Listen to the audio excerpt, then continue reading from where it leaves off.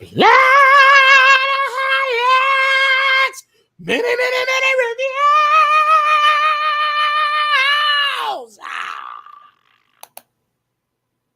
I just don't know what to do every time. Every time it's just. I don't even know what I'm going to do half the time. Hey, I mean, but I think that's probably for the best, honestly. Like it's a very exciting time whenever I hit go and I know that it's time for you to sing one of your jingles. Yeah. That's what they call in the industry spontaneity. Yeah.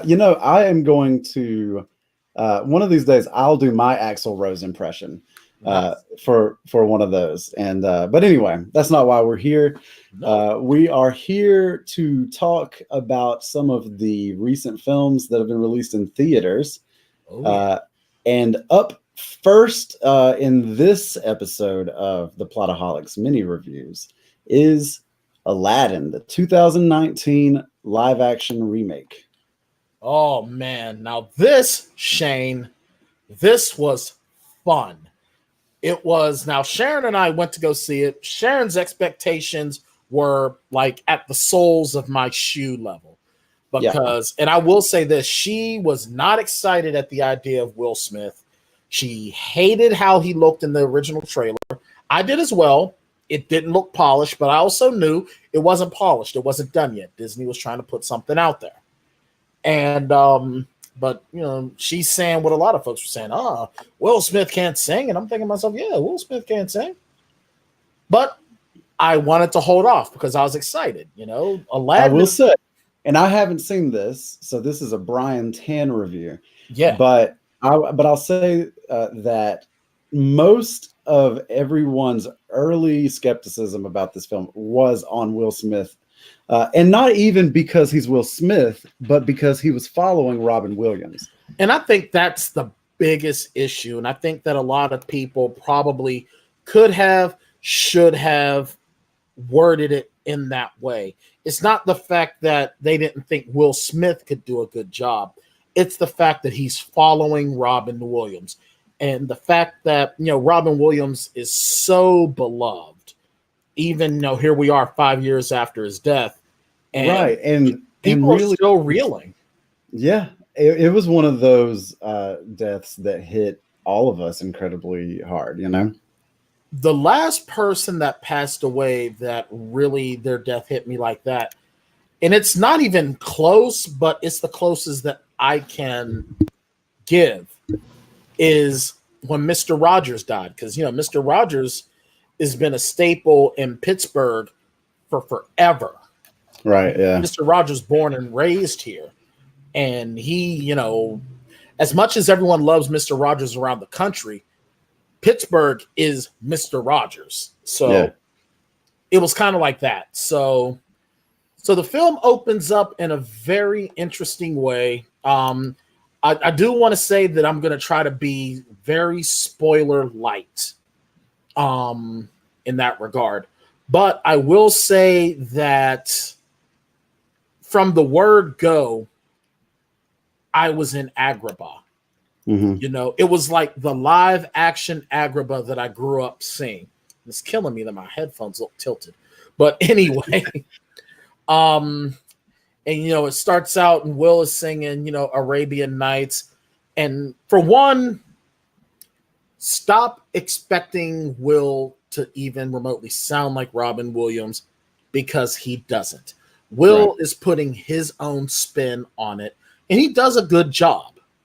Well, and you want when someone so fully encapsulates a character like Robin Williams did, you don't want the next guy to do a Robin Williams impression. You want him to do something different, because he's never going to be able to be Robin Williams. Right. But the problem is that everyone expects a Robin Williams-like performance. That's why I was even saying, and I'm freely admitted that I thought Jack Black might be better at the role, because he could give that sort of manic performance.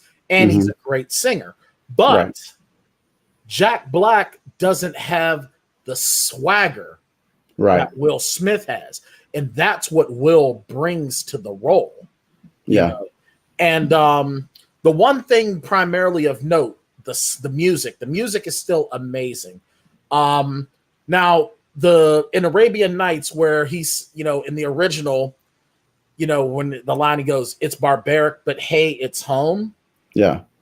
I kind of don't like that line because it's assuming that Arab culture is barbaric, which right. It's like, come on, just because it's not you don't mean it's barbaric. Right. So they do change that line. I will say that to "it's chaotic, but hey, it's home," which I appreciate. I really appreciate the word barbaric does carry certain connotations. Right. And I'm really glad they changed that. You can't talk about this movie without talking about Naomi Scott, who played Princess Jasmine. Now, what's crazy is that when they first announced her as Jasmine, I rolled my eyes because it's like, dude, she's Kimberly in the Power Rangers movie. Okay, what the hell? But oh my God. By the way, I think was underrated, but I agree. It really was. But there was honestly, when they said they were doing the Power Rangers movie, I was hoping they were going to do something based off the YouTube video that came out a couple years ago, but I digress. But oh my God, I can't see anyone else as Jasmine. Yeah, she killed her. Oh man, every scene that she's in, she is not just a princess, she is a queen. And it's in her performance that actually overshadows and kind of hurts Mina Massoud, who played Aladdin, who puts on a great performance. He just can't compete though. He really can't. And it's primarily evident in the A Whole New World scene. Yeah. When Naomi Scott sings, it's almost like she's holding back a little so that he can look good, which is kind of disappointing. And that's not to say that he wasn't good, because he was very good. His One Step Ahead number was really good. I'm sitting in the movie, I'm singing with it, and I'm enjoying it. The animation of Genie looked really, really well done. Will Smith turns out a Will Smith performance that you expect from him. You expect him in to this be kind of role, honestly. If Robin Williams never played this part, if we had never had an Aladdin movie before this one, who else do you want in that part? Will Smith, because no one in Hollywood to this day has his gravitas. I mean, Dwayne "The Rock" Johnson is great, but he's not Will Smith. No, and when you have something like this part that is that's like equal parts swagger and equal parts comedy, then like Will Smith is tailor-made for that kind of part. Absolutely. Now, that's not to say that let's just say if they did get The Rock, he's got the body build for what you would see for a Genie. Right. Big, strong. He can sing, and he has tons of charisma. Yeah. But Will just has that swagger. And it's in full display. And it's one of the scenes that I have to show you that I'm gonna reference is the scene where they've done the whole Prince Ali musical number. Yeah. That's one of my favorites from the original. Oh, and it's really cool because he's swaggering and he's doing his own thing. And it's like I'm in there and I'm dancing along with it the way he's doing it. And you remember how in the original, when they go real slow, like they bust through the door, Prince Ali. There's a one part, and they're doing the whole Prince, and he's like, Prince, and he's like, he looks at the Sultan, come on now, we waiting on you. We ain't gonna keep going until you. And then the Sultan's just waiting, and then he does the beat, and he goes, there we go. Yeah. Fabulous. And it's like that scene, or the scene when they're at the party and, Aladdin's talking to the genie and he goes, I made you a prince on the outside. I didn't change anything inside. Right. And he's giving him that wisdom. And he's like, well, I'm in charge. And when he goes, I'm in charge, Will gets this kind of look like that only Will can give you. And then he just goes, really? And it's just stuff like that Will does. Well, Something that I haven't heard you mention about is Jafar. And I was just getting to him, and and this is what I love. I love the fact that our chemistry is getting to that point too. A lot of people did not like Marwan Kenzari as Jafar. Mm-hmm. People who love the movie say that he was the one thing they didn't like. I politely disagree with those people. I thought he was an amazing Jafar. He's crafty, he's cunning, but you get also a weakness in him in the film that you didn't see in the original. In the original, he's just this power mad monster. In this, there's more to him than that. He's much better developed.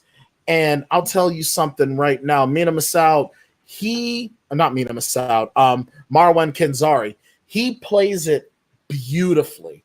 I think that he makes a great villain.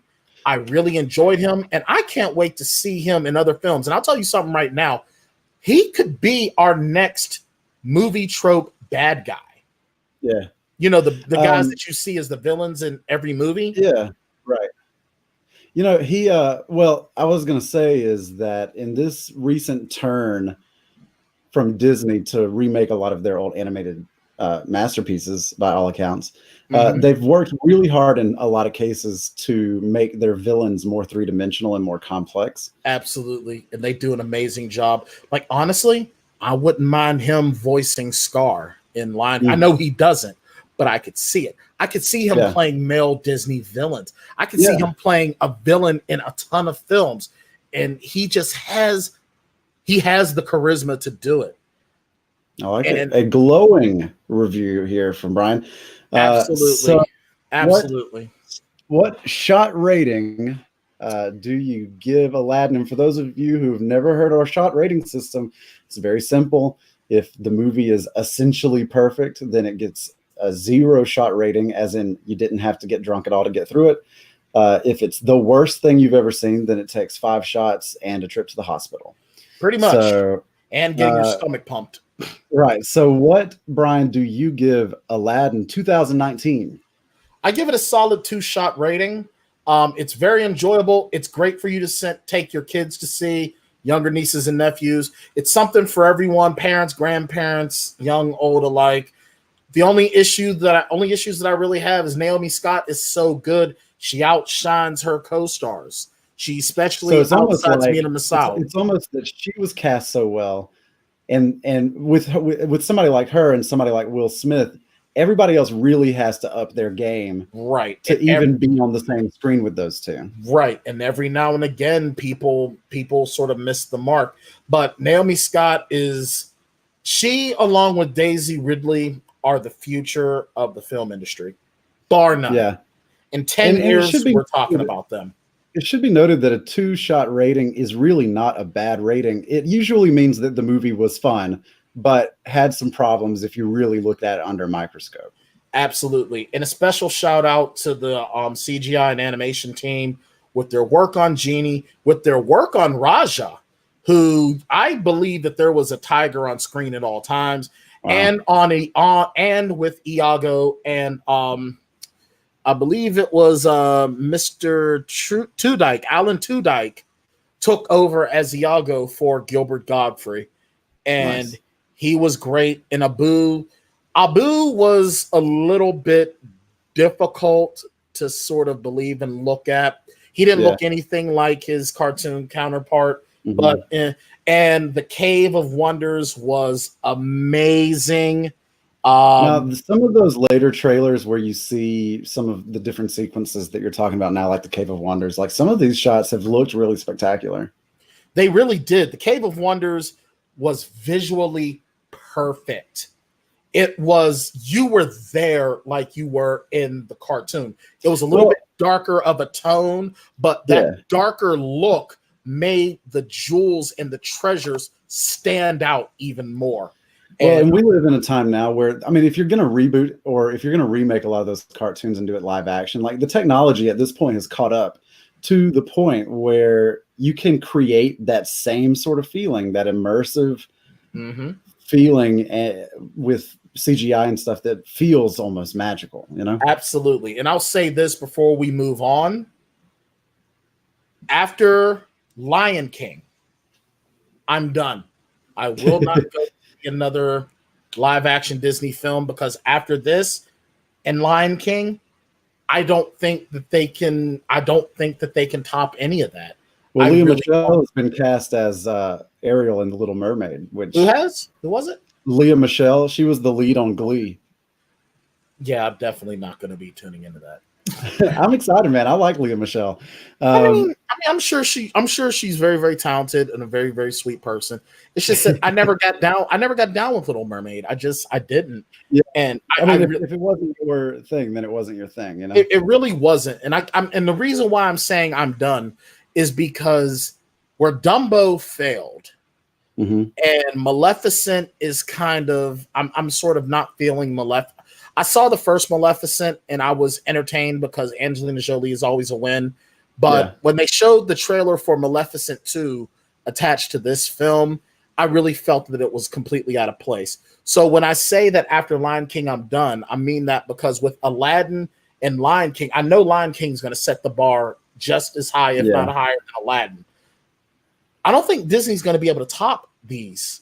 I really don't. Yeah, I don't know where else they go. Well, I think we know they're just going to go. We're going to get Mulan. We're going to get Snow White and the Seven Dwarfs. Yeah, they're just going to go down the list. Yeah, and I mean that's cool, but I don't think any of those films are going to be able to touch Aladdin and Lion King. Maybe Mulan. Right.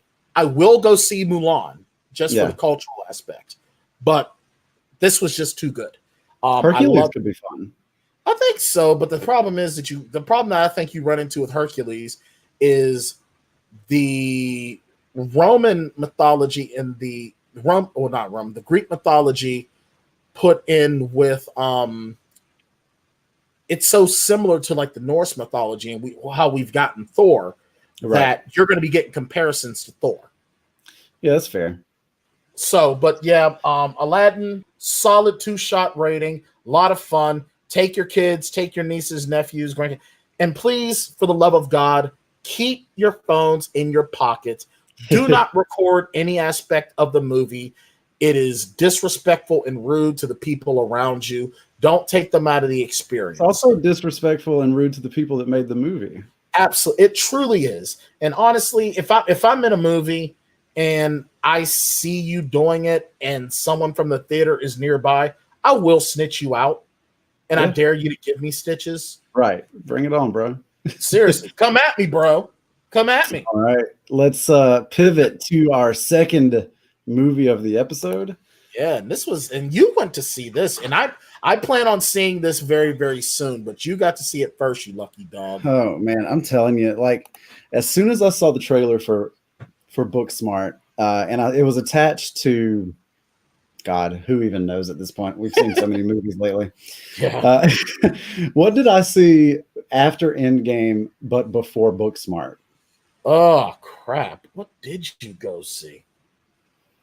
I can't remember.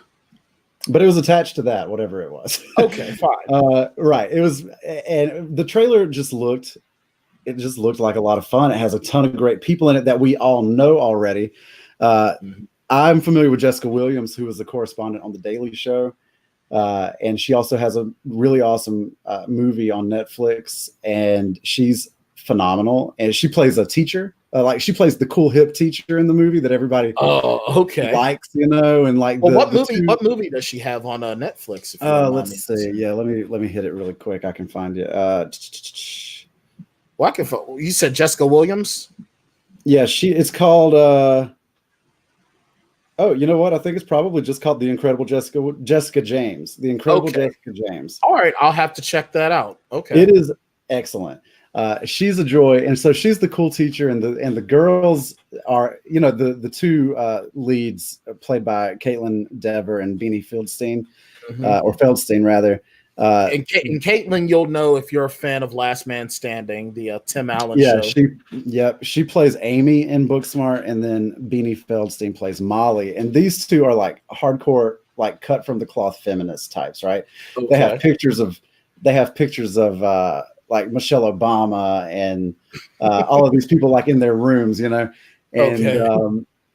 so, and all of the typical sort of like resist bumper stickers and, you know, God is female and things like that, right? So like they check all those boxes, but they are smitten with Jessica's character.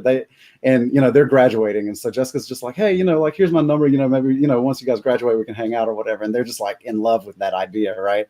Because they're nerds and they just love their teacher. But Jessica Williams is also the teacher who is clearly like right out of college, and all the dudes just want to bang her. Nice. So, right. I can see that. Yeah, but so these two, our two leads, Amy and Molly, are coming up to graduation, and they have ignored their social lives all through high school in pursuit of perfect grades and extracurricular activities, because they both want to go to great schools. And Molly is going to Harvard, I think, or Yale, one of the Ivy Leagues. They're both going to really great schools. Mm-hmm. And so they wear that as like a badge of honor because they worked really hard on it. But then like Molly has this existential crisis because she finds out that everyone else also got into really great schools, even if they were like sleeping around or getting drunk every weekend or whatever. They all got into the same like Ivy League schools that she did, right? Wow. So yeah, right. And it's an awesome moment. And it's the first time that the movie tips you off to the fact that this whole thing is going to subvert all of your expectations about teen comedies.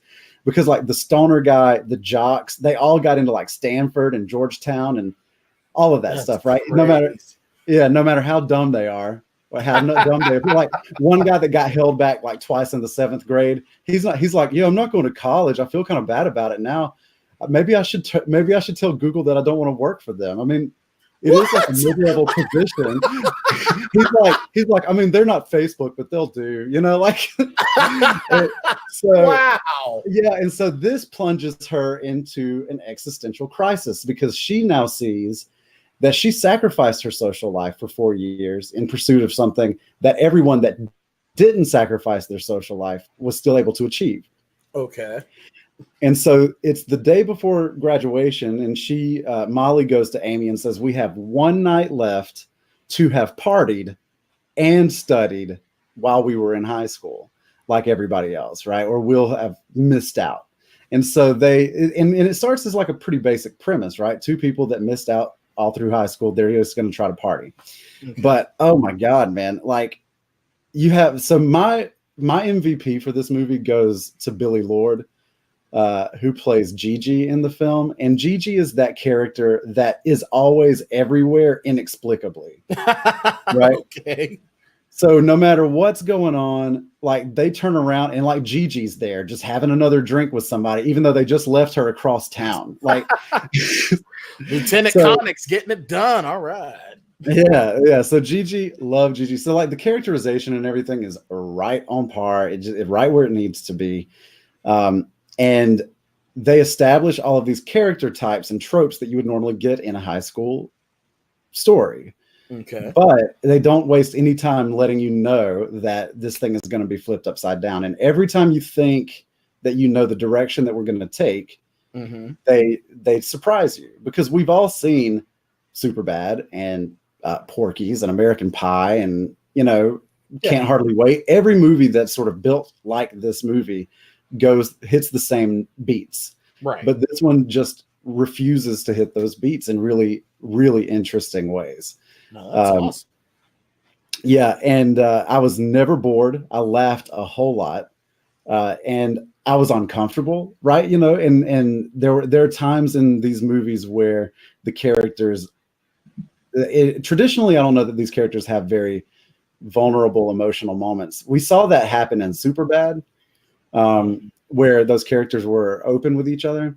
Yeah, they had not blow-ups and. Yeah, but not anything like this movie. There's this great scene, and I'm not going to do a whole lot of like back-end spoilers, but where two characters like get in this big fight with each other, and you know that they really care about each other, but they get in this big fight at a party, and you see in the background everybody's phones start to come out, and the lights come on their phones, and you see like it is probably the first one of this. This is the first movie like this for this Generation Z, right? Like this next Yeah. the generation of high schoolers, because it does tap into social media and it does tap into what that expectation does to people and all of that. And it's really great. Some of the other cast, Jason Sudeikis is in this.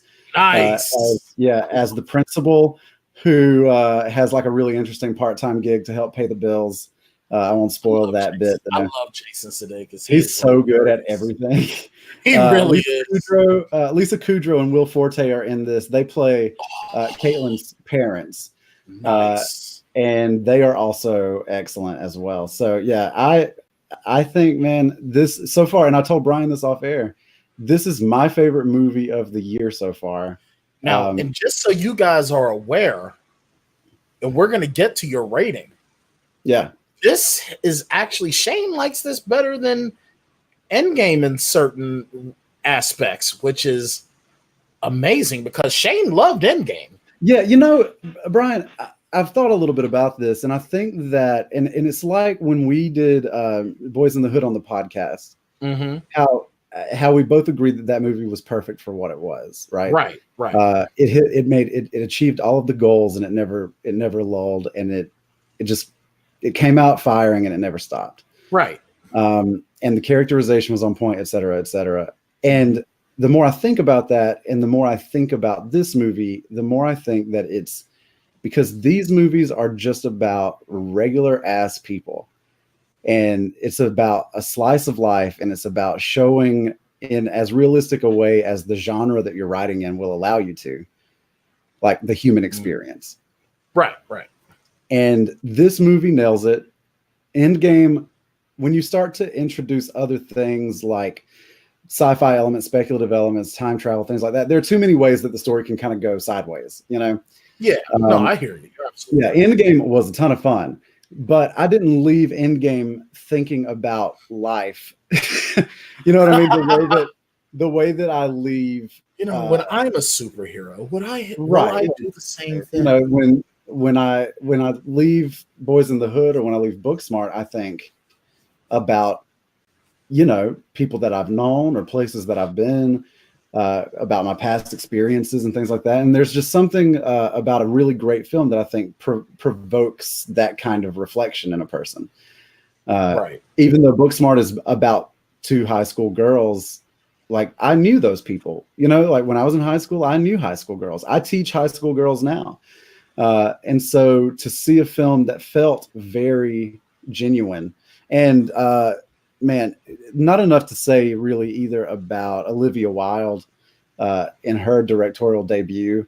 It was crazy, and the screenplay by a handful of writers as well. Like they did a great job painting this group of kids and making you care about all of them, really, in really interesting ways.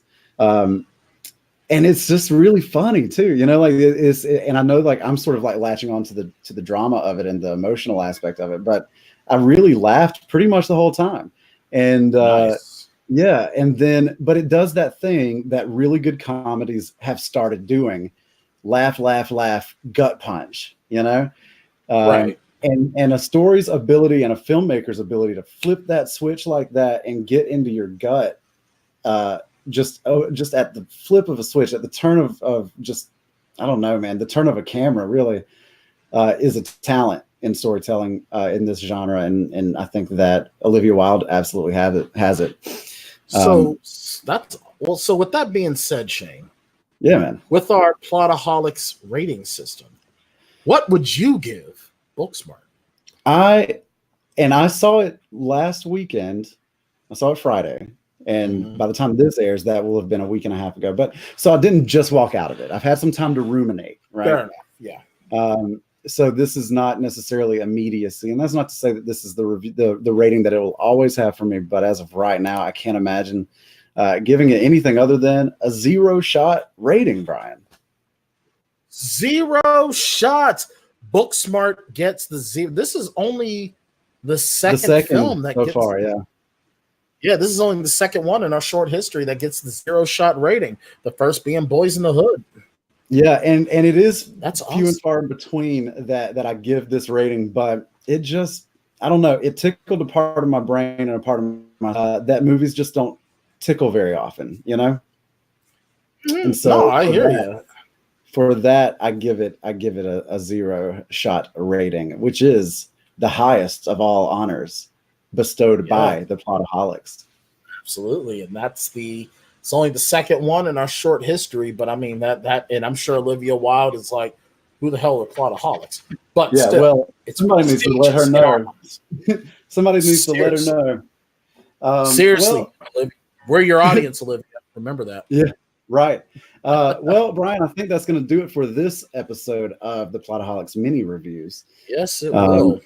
We will be back in a week from today with reviews of Brightburn and Godzilla King of the Monsters. So we will see you in a week. Until then, I'm Shane Wilson. And I'm Brian Tan.